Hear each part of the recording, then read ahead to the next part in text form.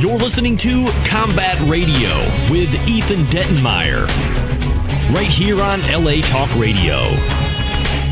We're on the air, so you guys can put your headsets on. We can I like that. No, it's good. I mean, Yeah. the conversation here, we are pretty much what you get, even off air. So it's like, why hide it? Actually, joining us now is one of the more intrepid actresses out there who will be on Bones Monday. But you know her from everything from Weeds to True Blood to 24 to Knight Rider. Oh, and Freaks and Geeks. Freaks and Geeks. Let's not forget that Freaks awesome and Geeks. show. They're DreamWorks. redoing it. Did you know they're redoing Freaks and Geeks? Wow.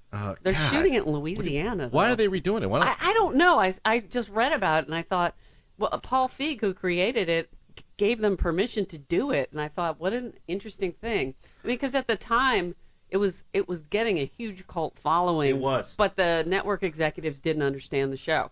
And so they put the kibosh on it, even though it was starting to become extremely popular. And it was such a good show. You know what was interesting is it had sort of a realism to it in a sense, casting-wise. Oh, yeah. They and- looked and like they were real kids. All you of them know? were unknowns, Yeah. too. It wasn't like all these people you grew up with. I mean, 'Cause- James Franco was a baby, and Right. Linda Cardellini, no one had seen her before. And all these kids are now on their way to superstardom if they haven't already gotten And there. anyone who It's grew good up in casting. Los Angeles, as I did, and I think you did, right, too, Peter, didn't you? No, I'm from Northern California. Okay, well, should be another state, to be Uh-huh. honest with you. But, you know, What? for all of us who were kind of like grotesquely We gave you put water. off. Yeah, you did give us water. Thank you for that. Thanks for the Anyone who was water. kind of like put off by like 90210, it was really kind of refreshing to see it was a show like like the Freaks nerd and Geeks. kid, you know? the real kids who have zits and stuff Yeah. like to watch. They're in a Freaks and shitty Geeks. Zeppelin cover band. Yeah. And that was kind of reality. You know? Yeah. It's like playing in their mom's basement. You Yeah, know? That was I kinda played cool. the English teacher, Mrs. Yates, and James Franco had to flirt with me and stuff. And it Oh, was, you must have loved that. Well, he was cute, but he was just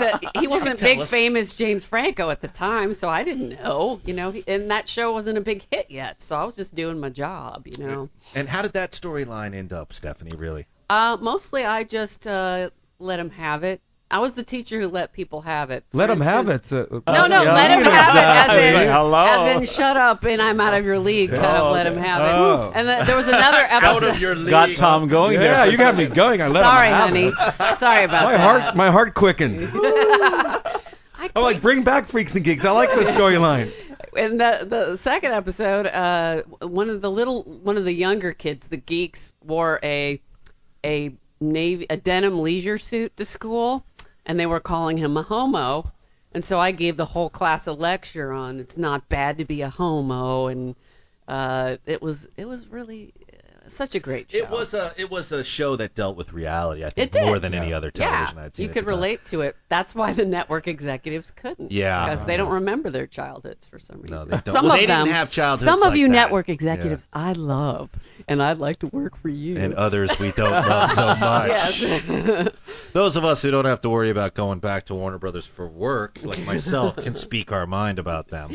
But the reality is that, they're running it actually on IFC. Yes, I know. I get people on Facebook saying, I just saw you flirting with blah, I saw blah." you on Knight Rider, actually. Oh, okay. Every time I come to Combat Radio, there's a Knight Rider reference. It's I don't know what to do. Stephanie, I'm I going to gotta bring be- one of those little horns, and I when you have- do it, I'm just going to hurt your eardrum. I have to be honest, I never even Yes, saw sir. Knight Rider. But it's No. the fact that you're so ashamed of it that makes me have to bring it up I'm not every time I see ashamed. you. That was work.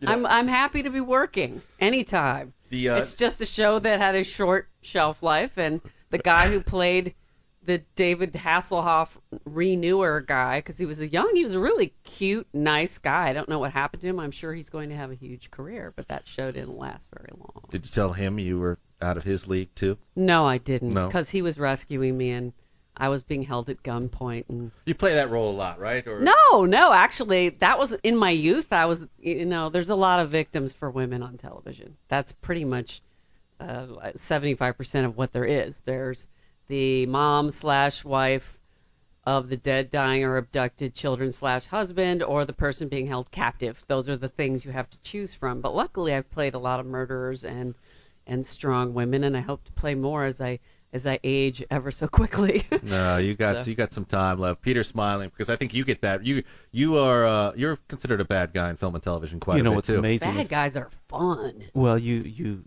do some horrific crime and then you shed a tear and you bring some dimension to your character. Exactly, because And- my character on The Mentalist, she She was a nurse who killed her cancer patients because they were going to die anyway. You know, she was helping she's a Republican. them. You know what would be a great reality Maybe show? so. I think she was getting a lot of money for it, too. I'm not one for reality television, but one show I think would work would be the craft service table. A camera at different set craft service tables that just got the conversation of the actors and crew in between takes, where you walk up and be like, I had to use that hacksaw. I wonder if that was effective. Bonesaw, Are these donuts? Well, No, I think it either would be a really boring show where you had a lot of actresses trying not to have candy and eat something healthy. Kid. Yeah, okay. Well, then you win. Let's do it right now.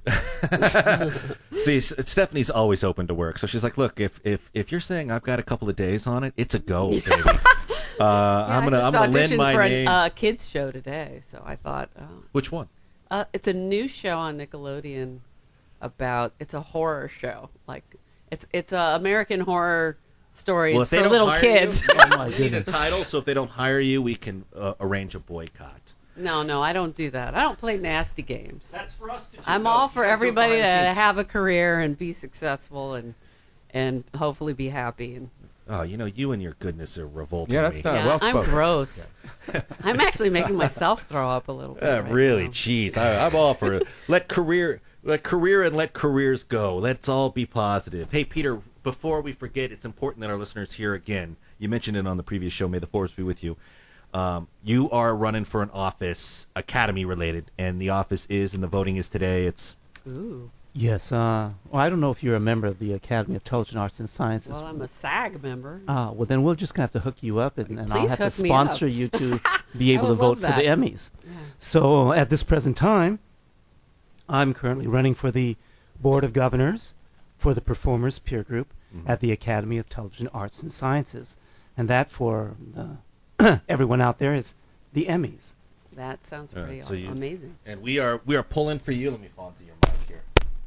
There you go. We are pulling for you. You've been a friend of ours for many, many years around here. We've known you to be nothing but a gracious individual. Thank you. And I'd like to see you win that thing. We do. Well, you do have the Fox News exit polls for you. Oh, they're wrong. Oh, no, but they're not wrong. But they are wrong. I got to tell you, I really have to thank Carl Rowe. First of all, I don't really know why you're calling the architect. yourself. No. My goodness. I mean, to be honest with you, he gave us so much comedic material that night when he decided to actually not go with the network call, and what's her name went down into the Dunder Mifflin dungeon and said, what's the deal? And I was like, thank you. Why would you, let's be honest, you can have your opinion and you can lean if that's your blueprint, right? Fair and balanced, as they say, but why would you take a guy that's behind several super PACs and several $1 million into a Republican candidate and consider him an analyst? Why don't you just... He gave his super PAC donors 390 million laughs. Yeah. That's how much money they lost. Yes. $390 million. They can't pimp him out. I don't know what I don't think they were laughing too much. You were very vocal on Facebook about the political I'm sorry. scene. No, well, goes with the territory with you, Stephanie. Having a kid makes you care a lot more. I think if I hadn't had a kid, I would have tried to be a little more impartial, but I have a daughter, and I was not liking some of the things being said by the Republican Party. I got to tell you, too, I have a daughter, too. Funny thing, when Romney made his concession speech, was probably the most sincere I've seen him. My kid and I watched it together, and my daughter goes, I kind of feel a little sorry for him. I like that speech. Oh, he said your daughter's adorable. She goes, he said some nice things. Or he's man. Now, see, my friend said he is like a giant white chocolate hollow bunny with little candy eyes. Okay, before we get into the different analogies, and everyone's got an opinion, but the funny thing about it is he gets into the point where, he, and I think with some character, didn't blame the loss on Paul Ryan, and some people says he could blame. He was gracious about that. But he did, he was gracious about that. But as soon as he says, I want to thank Paul Ryan, my daughter goes, and I couldn't believe she said that. She goes, I don't think Paul Ryan did him any favors. And that's because, she was so mad when she, she works a lot with like this homeless cause in December. She works all the time. Her big thing on me today was she got on my case because we only had 2 cases of soup for the school's Thanksgiving food drive. And I'm like, he's up on me. She's like your little conscience sitting She's like, on there's your only. shoulder. She's like, Dad, there's only 12 cans here. And she's giving me a hard time. But when the thing that lost it for her is when Paul Ryan was scrubbing the already clean pots. yeah, geez. that makes you sick. She got really pissed off. She was like, why doesn't he just do it for real? We need all the help we can get doing this, and The he's kid's pretending. perspective And is, my daughter was hilarious because I let her stay up and watch the acceptance speech, and she was really tired, but she wanted to watch it. And Obama was saying something about how American politics can get messy, but we have to work together. And she said something like, "That's why I love you, man," to the TV. And I thought, Romney's concession speech, if you go back and just write out the text, mm-hmm. and if you were telling me you were starting a job, and I'm saying, I'm going to pray for you, yeah. that's not a vote of confidence. There was I'll a support lot you. of pullback there, Yeah. I thought. I'll too. pray It's for like, him. I'll give you some of this, but really I don't. Well, it's, maybe I'm Read more the forgiving. subtext. Yeah, exactly. Maybe I'm more forgiving. I got to tell you, too, the Al Smith charity dinner that's done in New York, that was also a good moment for both candidates. And I think that's a great tradition. I cited it a couple weeks back where both candidates have to attend and they have to write a speech based kind of in comedy. Yeah. And I actually thought Romney at that point was also very funny and gracious and really more humane. And I had to think, at the time, the campaign must have been pulling their hair out because the idea was that they couldn't humanize him enough in many ways. Right. And they must have been going nuts because they're like, you do have it at times. What's your problem? Yeah. But there was a lot of, I don't have to, we talk enough off air. Yeah. You guys all know where I really stand. But, Yeah. there Well, you I have just it. think it's really ridiculous whenever you sit there and, they're always saying Pelosi should step down or Harry Reid should step down. Well, as of today, Boehner should step down, Yeah. Eric Cantor should step down, and Mitch McConnell should all step down. Well, Mitch McConnell, Boehner at least had something of a working together His tone. spray tan is a reason enough for him to step Yeah, down. it's too hard to look at. And the crying. Oh, jeez. And the crying. Yeah, I know. Really. You wouldn't do well around me, Stephanie. I cry all the time. I'm a big No, I crier. like a sincere cry. I'm a big Did PTSD you see victim. the clip of Obama giving the speech to Yeah, his sweet. campaign workers? He cried during that. He should. That's like real cry. Does a guy? That's a cry where you go, the guy cares, not that I'm manipulating people. Does a man crying turn you on at all? It depends on why. Oh, not when it's fake. Okay. Yeah. Yeah, if it's something he's crying about something totally Tom, beautiful. you're doing again. Yeah. Oh my God. Let's take a minute now. Hey, I take it as flattery. Let's take a minute now with Tom's just epic performance trying to Oh my impress God, Stephanie. I know. It is Let- kind of cute. I guess.